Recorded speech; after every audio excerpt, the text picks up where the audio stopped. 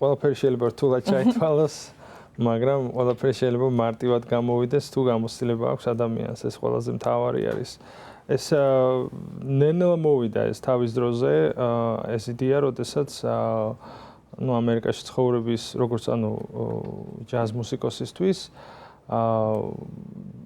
აუცილებელია, რომ იცოდეს ამერიკული სტანდარტები, American Songbook, ესე რომ ვთქვა და მე იდეა გამიჩნდა, რომ რატომაც არ იყოს, რატომ არ უნდა დაუკრა სიტყვაზე ქართული სტანდარტები, რომლებიც სტანდარტები ეს სიტყვა ჩამოყალიბდა იმის მერე, როდესაც ჯაზ მუსიკოსები ამერიკულ მელოდიებს ცნობილი ფილმებიდან უკრავდნენ იმპროვიზაციებს, ხო? და სწორედ ის იდეა იყო, რომ ქართული ეს ძალიან ცნობილი ლამაზი მელოდიები, ეს რაღაცა ესეთი მომეკრიბა, ის მელოდიები, რომელსაც ჩვენ გავიზარდეთ, უბრალოდ ეს საბჭოთა ქართული ფილმები იქნება თუ ზოგადად ქართული კინემატოგრაფია თუ მუსიკა კინოფილმებისთვის თუ მუსიკა სპექტაკლებისთვის ან ზოგადად სიმღერები. ყველა ეს მელოდია ქართველებმა იციან და ამის ესე რომ ვთქვათ არანჟირებების გაკეთება გადავწყვიტე. გამოვეცით ალბომი შარშან იყო გამოეცა თებერვალში და ამ ერთი წლის მანძილზე უამრავი კონცერტი მქონდა საზღვარგარეთ, ევროპაში, ამერიკაში. ერთ-ერთ კონცერტს გამოვყოფთ, ძირითადად საფრანგეთში მაქვს ძალიან ბევრი კონცერტი ხოლმე. და მათ შორის იყო კენედი ცენტრის ვაშინგტონში კონცერტი ჩემ ტრიოსთან ერთად. ძალიან კარგად იღებს მსმენელი ამ მუსიკას. თქმა უნდა, ჯაზური იმპროვიზაცია ძალიან ეხმარება, რომ მსმენელთან, რომელსაც ჯაზური ხელოვნება უყვარს, ეს მუსიკა მივიტანო. პლუს ამას ჩემს ალბომში ნახევარ მუსიკა, ჩემი საავტორო მუსიკა, რომელიც დაწერილია უფრო ფოლკლორიდან გამომდინარე, და ყველა სხვადასხვა ეს პროექტები, რომელიც მაქვს გაკეთებული ქართულ ფოლკლორთან არის დაკავშირებული. რაც შეეხება 29 დეკემბრის კონცერტს, ეს ძალიან დიდი ხანია მინდა რომ გაკეთებულიყო, იმიტომ რომ ხშირად ქართულ მსმენელს მე ვერ ხვდები ხოლმე, ბევრ რაღაც მიზეზების გამო.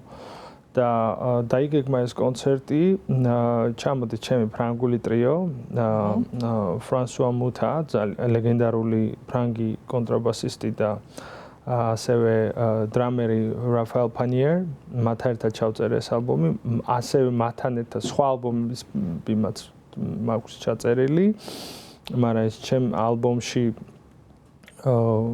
ქართული სიმღერათა კრებულში ეს მუსიკოსები არიან და სწორედ მათთან ერთად მინდოდა რომ ეს შემესრულებინა საქართველოში ორიგინალური ტრიო ამ პროექტის.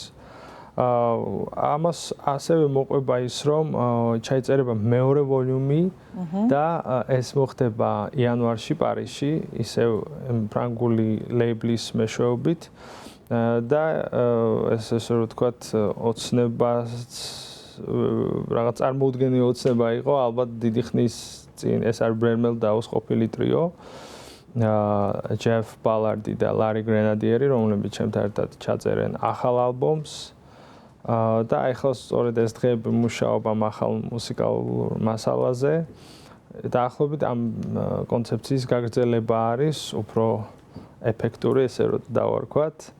და კონცერტზე ერთხს ვიტყოდი კიდე რომ თითქმის ბილეთები გაიყიდა და ძალიან მიხარია რომ შევხვდები ჩემს მსმენელს 29 დეკემბერს კონსერვატორიის დიდ დარბაზში. გიორგი, რამდენად დიდი ინტერესით ელოდებით ქართველი მსმენელის შეფასებას, რომელიც როგორც წესი ძალიან დაინტერესებულია და ამ დროს კრიტიკული არის ხოლმე ნებისმიერი იმპროვიზაციის და ახლებური ფორმის მიმართ ქართულ მუსიკას, რაც უკავშირდება. იცით, ხო, საინტერესოა კრიტიკა პირველ რიგში მე ვარ კრიტიკული საკუთარი თავის მიმართ და იმას, რასაც ვაკეთებ, ყოველთვის გაზომილია ხშირად, საკმაოდ ბევრჯერ და იმის ინტერესი მაინც და მაინც არ მაქვს კრიტიკას მიიღებს თუ არა. იმიტომ რომ დიდ გზას გავდივარ მანამდე, სანამ ამას გამოვიტან მსმენელამდე. პირიქით, ყველა უნდა მოვიდეს და უნდა ისე ამოვნოს ამ ლამაზი მელოდიებით კიდევ უფრო საინტერესოდ წარმოჩენილი, იმიტომ რომ არ უნდა მიეცეს დავიწყებას ეს მელოდიები. ერთ ხაზს გავუსვამ, ჯეისონ მორანი არის ერთ-ერთი ჩემი მენტორი, ამერიკელი ჯაზ მუსიკოსი, რომელიც დაახლოებით მსგავს რამეს აკეთებს. ძალიან ძველია ეს ისტორია, როგორც იწყება ჯაზის, იმის გამოკვლევას აკეთებს და ამის წამოწევას. მიუხედავად ამისა, თვითონ ინოვატორი მუსიკოსია, ხო? ანუ აუცილებელია ის ხანდახან რაც დრო გადის და ბევრი რამე მივიწყებას ეძლევა და ეს რო არ მოხდეს, მიუხედავად იმისა, რომ ჩვენ ახალ მუსიკას ვქნით, აუცილებელია რომ ხალხმა ეს აუცილებლად მოისმინოს ის ადრე რაც ხდებოდა.